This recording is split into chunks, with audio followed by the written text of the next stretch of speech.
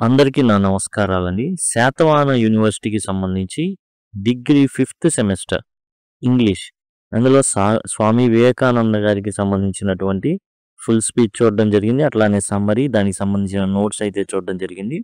దీనికి సంబంధించిన play list అనేది మీకు మొబైల్‌లో గనుక చూస్తుంటే ఐకార్డ్స్ ఇక్కడ మీకు వస్తూ ఉంటాయి. అక్కడి నుంచి యాక్సెస్ చేయొచ్చు. లేదా ఈ వీడియో యొక్క ఎండ్ స్క్రీన్స్ వస్తే అక్కడి నుంచి యాక్సెస్ చేయొచ్చు. డిస్క్రిప్షన్‌లో లింక్స్ ఉంటాయి. లేదా సింపుల్‌గా మీరు లింక్ అని గనక LINK అని లింక్ అని గనక కామెంట్ సెక్షన్‌లో అడిగినట్లయితే శాతవాహన 5th సెమిస్టర్‌కి సంబంధించినటువంటి టోటల్ ప్లేలిస్ట్ లింక్‌ని మీకు అందివ్వడం జరుగుతుంది. My vision for India doctor APJ Abdul Kalam. My vision అంటే నా కల. ఎవరిది? ఏపీజే అబ్దుల్ కలాం గారి యొక్క కళ అన్నమాట. ఏంటి అంటే మనం చూద్దాం.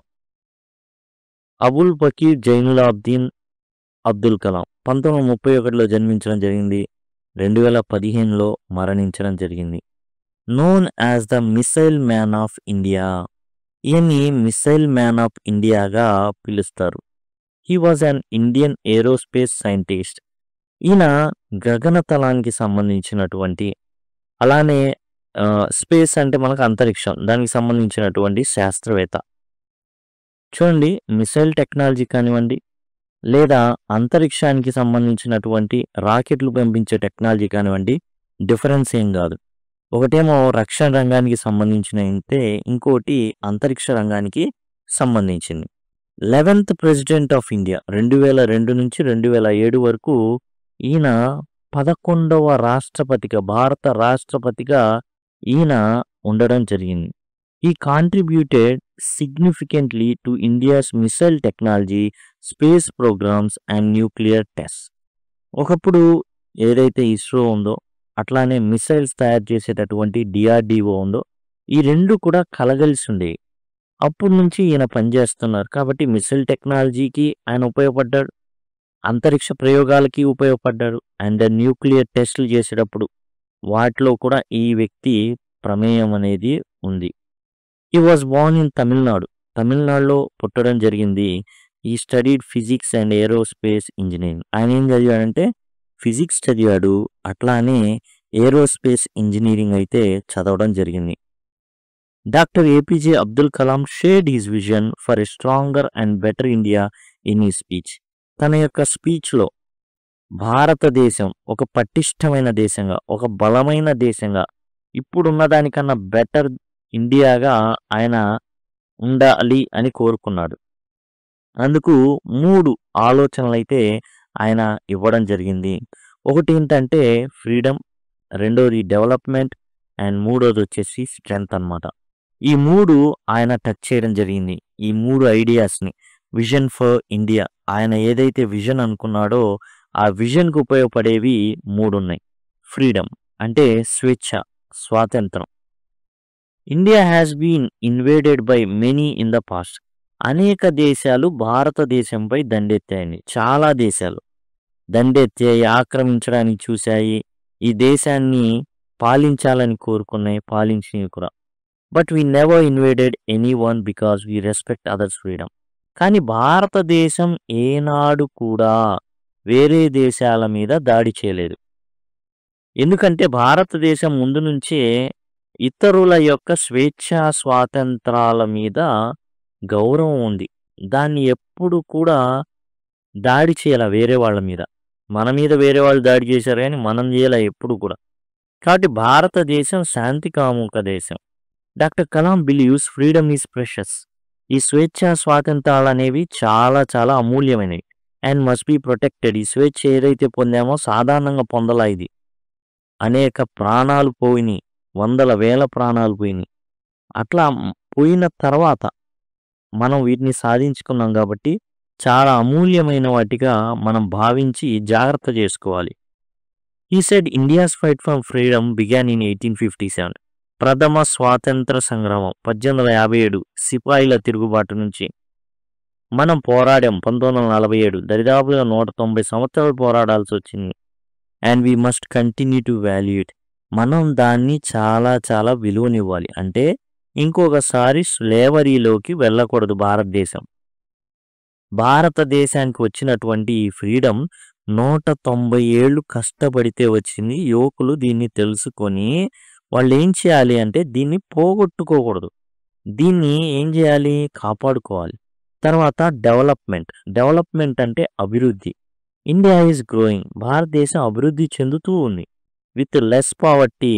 నానాటికి పేదరిక ఛాయలు తగ్గుతున్నాయి. And achievements being recognised worldwide. ప్రపంచవ్యాప్తంగా ఏవైతే భారతదేశం ఏవైతే తాను చేస్తున్న పనులున్నాయో, పురోగతి ఉందో దాన్ని గుర్తిస్తుంది. భారతదేశం చందమామ మీద అడుగుపెట్టింది, మార్స్ మీద. ఈ విధంగా ప్రతి దాంట్లో కూడా అడుగు పెట్టాలని చూస్తుంది. కాబట్టి మనం ప్రయత్నం చేస్తున్నాం. However many Indians still think of country as developing. చాలామంది ఏమనుకుంటున్నారంటే భారతదేశం అభివృద్ధి చెందుతూ ఉన్న దేశం, అభివృద్ధి చెందిన దేశంగా గుర్తించరు. Doctor Kalam believe it's time to see India as developed. Abdul Kalam గారు ఏం చెప్తున్నారంటే ఆల్రెడీ అభివృద్ధి చెందిందండి, అభివృద్ధి చెందుతూ ఉన్న దేశం కాదు, అభివృద్ధి చెందిన దేశం ఇది. అండ్ కాన్ఫిడెంట్ నేషన్, ఆత్మ స్థైర్యం ఉన్నటువంటి జాతిది. ఈ encourage everyone to work towards making India stronger in all fields. అన్ని రంగాల్లో కూడా భారతదేశం పటిష్టంగా అయ్యే విధంగా పాటుపడాలి అని ఆయన కోరుకున్నాడు. అంటే ఆయన ఉద్దేశం ఏంటంటే భారతదేశం అభివృద్ధి చెందిన దేశమే. మనం అనుకుంటున్నట్టు అభివృద్ధి చెందుతూ ఉన్న దేశం అయితే కాదు, చెందిన దేశమే. స్ట్రెంగ్త్, బలం. For India to be respected by the world. అంటే ప్రపంచం మనల్ని గౌరవించాలి అంటే it must be strong both in defence and economy. ఎలా ఉండాలి? ఆర్థిక పరంగా, రక్షణాత్మక పరంగా మనం చాలా చాలా బలమైన దేశంగా తయారవ్వాలి. డిఫెన్స్కి ఎక్కువగా మనం ఏం చేయాలంటే బలమైన టెక్నాలజీ, గొప్ప టెక్నాలజీ మనం అందిపుచ్చుకోవాలి. చాలా బలమైన టెక్నాలజీని కలిగి ఉండాలి. అలానే బలమైన ఆర్థిక వ్యవస్థ కలిగి ఉండాలి. Doctor Kalam shared how inspired he was by working with brilliant scientist like Vikram Sarabhai. ఆయన చెప్తున్న కొంతమంది ముగ్గురు సైంటిస్టుల పేరు చెప్తారు. మనం చూస్తే విక్రమ్ సారాభాయ్ గారిని ఆయన ముందుంచడం జరుగుతుంది. ఆయనతో పనిచేయడం అనేది చాలా చాలా అదృష్టంగా భావిస్తున్నానని చెప్తాను. He believes every Indian should strive to make the country proud. భారతదేశాన్ని ఎలాగైనా సరే గొప్ప దేశంగా చేయాలని ప్రతి ఒక్కరు కూడా ఏంటంటే గర్వపడాలి. ఈ కంట్రీ గర్వపడాలి. ఆ విధంగా గర్వపడే విధంగా భారతీయులు కష్టపడాలి. ఆ విధంగా కష్టపడి ఏం చేయాలంటే భారతదేశాన్ని గౌరవం పొందే స్థాయికి తీసుకురావాలి. భారతీయులు అంటే మిగతా వాళ్ళు గౌరవించే స్థాయికి తీసుకురావాలి. He ended with a call for action. దీనికి ఆయన ఒక ప్రణాళికని చెప్పాడనమాట. Instead of complaining about problems, ఇది లేదు, అది లేదు, ఇది లేదు, అది లేదు, ఇవన్నీ అనవసరం. We should take responsibility and work to improve India. మన రెస్పాన్సిబిలిటీ ఏంటంటే మనం భారతదేశాన్ని అభివృద్ధి చెందిన దేశంగా భావించాలి. అండ్ ఏదైతే లోపాలు ఉన్నాయని మనం అంటున్నామో, ప్రాబ్లమ్స్ అంటున్నామో, చెత్తబడి ఉండి రోడ్లు సరిగ్గా లేవు, ఇవన్నీ కాదు. మనం రెస్పాన్సిబిలిటీ తీసుకొని మనం పని చేయాలి. భారతదేశాన్ని ఏం చేయడానికి? అభివృద్ధి పదంలో నడిపించడానికి, పటిష్టపరచడానికి. దేశం అంటే మట్టి కాదు, దేశం అంటే ప్రజలు. ఎవరో అధికారులు మాత్రమే చేయాలి, నేను ఊరుకొని చెప్తా ఉంటా, తిడతా ఉంటా అంటే భారతదేశం ఎదగదు. మనం కూడా ఒక చెయ్యి వేయాలి. Together we can create the developed India we dream of. అప్పుడు మనము కలలు కన్న భారతదేశం అనేది మన ముందు సాక్షాత్కరిస్తుంది. ఇదండి అబ్దుల్ కలాం గారు కన్నటువంటి విజన్ అన్నమాట. భారతదేశం ఒక అభివృద్ధి చెందిన దేశంగా తాను భావిస్తున్నారు. చిన్న చిన్న పొరపాట్లు ఎక్కడైనా ఉంటాయి. చెత్త సరిగా పడేయట్లేదు, చెత్త వెళ్ళేటప్పుడు రోడ్ల మీద పడుతుంది, వెళ్ళే రోడ్లు సరిగా లేవు, ఇంకోటి ఇట్లా కాదు. మనం ఆలోచించాల్సింది ఏంటంటే మన స్వేచ్ఛా స్వాతంత్రాలను పోగొట్టుకోకూడదు. మిసైల్ మ్యాన్ ఆఫ్ ఇండియాగా పేరు. పెళ్లి కూడా చేసుకోలేదు. ఎప్పుడు కూడా ఆయన ఈ యొక్క పరికరాలు అంతరిక్షాన్ని పంపించే కానీ, మిసైల్ పంపించేటప్పుడు కానీ నిద్ర కూడా పోయి ఎరగడిన ఎప్పుడు కూడా ఏదైనా మిస్టేక్ జరిగిందా అని చూసుకుంటా రాత్రి పగలు గడిపేటటువంటి వ్యక్తి అన్నమాట. ఈయన చెబుతున్నటువంటి 3 ఆలోచనలేందంటే, స్వేచ్ఛని కోల్పోకూడదు. అలానే భారతదేశం అభివృద్ధి చెందాలి. అభివృద్ధి చెందిన దేశం ఇది. అయితే మనం చేయాల్సిందేందంటే, చిన్ని లోపాలని మనమే ఏం జేయాలి? రెక్టిఫై చేయాలి. రోడ్డు బాగోలేదా? మన వంతు సాయం మనం జేయడమే. అలానే బలవంతుడు బలవంతుడికి మాత్రమే గౌరవం ఇస్తాడు. మనం బలవంతులుగా ఉండాలి. బలవంతులుగా ఉండాలి అంటే మన దేశ రక్షణ వ్యవస్థను, మన దేశ ఆర్థిక వ్యవస్థను మనం కాపాడుకోవాలి. అభివృద్ధి పరచాలి వీటిని. డిఫెన్స్ అండ్ ఎకానమీని ఫైనాన్షియల్‌గా బాగా అభివృద్ధి చెందాలి. అలానే ఆయన డాక్టర్ విక్రమ్ సారాభాయ్ మరియు ఇతర సైంటిస్టుల గురించి కూడా మాట్లాడడం జరుగుతుంది.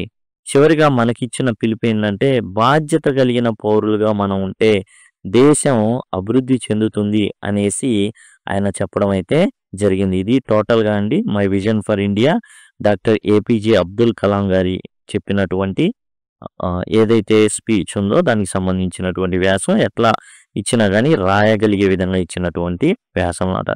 Thanks a lot.